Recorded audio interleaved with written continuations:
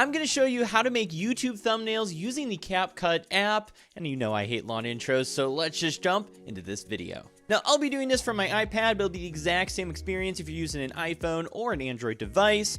But to get started, I'm just going to click New Project, and I'm actually going to open up an album that I have called Thumbnail, where I have all my thumbnail photos ready and set. For this purple background image, I actually just went through the free app called Canva, and then for this CapCut logo, I actually just went to Google Images and found one with the background removed already. So I'm going to first start by adding my background in, and we'll start adding the layers for our thumbnail. So we'll click Add, and we'll get started doing this. So first we'll start with adding me in. So I'm gonna go to Overlay, and then I'm gonna go to Add Overlay, add myself in, and click Add.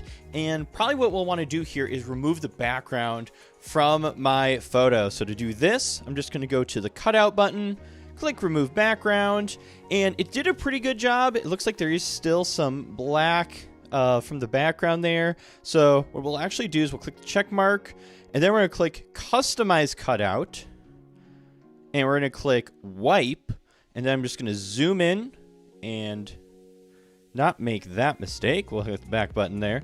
We're going to zoom in and scroll down to this area, and we're just going to wipe that all out like so. Awesome.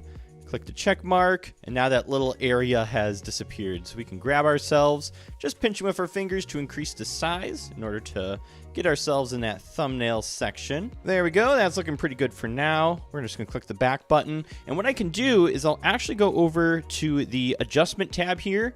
And in here, I can do things like click the HSL levels and go to blue and turn up the saturation a bit just to make the shirt a little more colorful.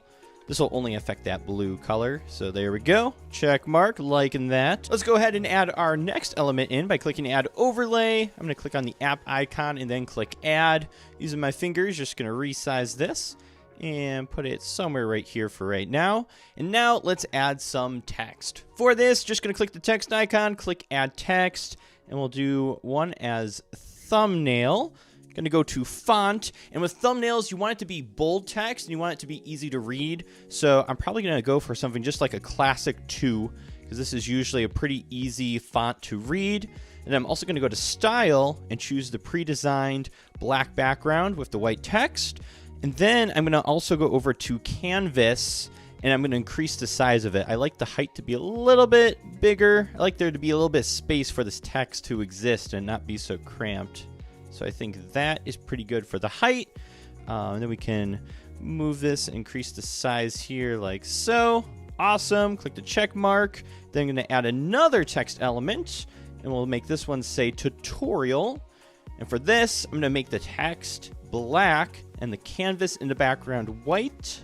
And we'll place that down below like so. Click the check mark. Looking good. I'm going to click the back button and go back to the overlay section with the CapCut logo and make sure that is centered properly. And what I actually might do is do a little bit more customization here. So I'm going to click on the purple background. I'm going to go to the adjustment tab, and I'm going to kind of mess around in here. Something I was playing with before we got on camera here is I actually clicked on the purple in HSL, and I'm going to move the hue over to blue. And I actually like how this looks. I'm also going to increase the luminance a bit, affect the saturation a bit here, and then I'm also going to go over to brightness and increase that a bit, so it's a very bright thumbnail. There we go. And then I'm also going to go over to my other layer. I'm going to go to overlay, click on my photo. I'm going to go to the adjustment tab for that one, and inside of HSL I'm going to mess with the blue color a bit as well. I think I'm going to give it a lighter kind of green in there so it stands out a bit.